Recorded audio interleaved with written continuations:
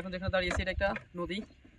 এখন শীতকাল, বসন্তকাল, আমাদের শীতের শেষে বসন্ত। এই বসন্ততে পানি একদমই নাই, অথচ বর্ষাকালে এখানে যাতায়াতের জন্য যে নৌকা দিয়ে পার হওয়া লাগে। শীতকালে নদীর পানি না থাকাতে আমরা এখান দিয়ে এই যে একটা সাঁকো দিছে, এই সাঁকো দিয়ে যাওয়া লাগে।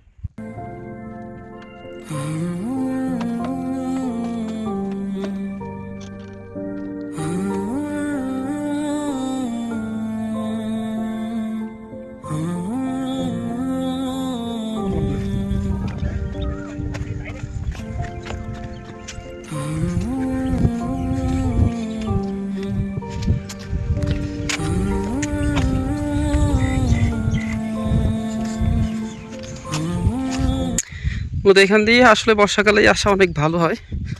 এই একদম পিচ্ছিল হবে না কখনো এই রাস্তা, যেরকম বৃষ্টি হোক। এখানে প্রায় শিলা আর পাথর বালির তৈরি রাস্তা বলা যেতে পারে।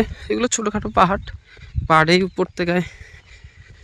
এই যে একটা বাড়ি, এইখানেও এটা ভবন হচ্ছে, যেটা ইটের ভবন। পাহাড়ে আসলে এরকম বাড়ি পাওয়া অনেক কষ্ট, যেখানে আমরা হাঁটি আসতে আমাদের কষ্ট হচ্ছে, কোনো গাড়ি তো আসা সম্ভবই না। ওইখানেই বাড়ি করা আসলে অনেক কষ্ট। এখন আমরা যে পাহাড় অতিক্রম করব, এই একটা পাহাড় সমতল থেকে প্রায় 1200 মিটার উপরে। এখন আমরা এখান থেকে 70 মিটার উপর একটা পাহাড়ে উঠবো। এই পাহাড়টা আসলে দেখতে যদি এরকম ঢালু মনে হচ্ছে, আসলে তো ঢালু না, একদম খাড়া একটি পাহাড়। স্থানীয়দের মতে 70 মিটার এই পাহাড়ের উচ্চতা,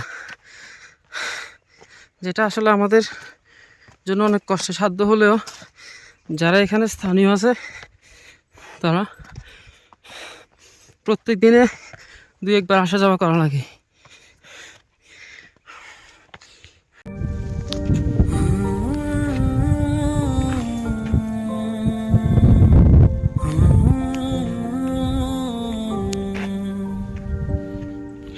অবশেষে স্বর্গের সিঁড়ি।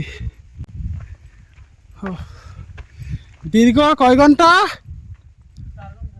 দীর্ঘ 4 ঘন্টা হাঁটার পরে স্বর্গের সিঁড়িতে চলে আসলাম। ভুলে কেউ আসবেন না, আমরা ভুলে চলে আসছি, ভুলে। আসলে ব্রিজটা অনেক সুন্দর, তো উপরে গেলে আরো অনেক মজা পাবেন। তো পরের পার্ট দেখার জন্য আমাদের সাথে থাকুন। শান্তি। ও, সেটা কিন্তু অস্থির।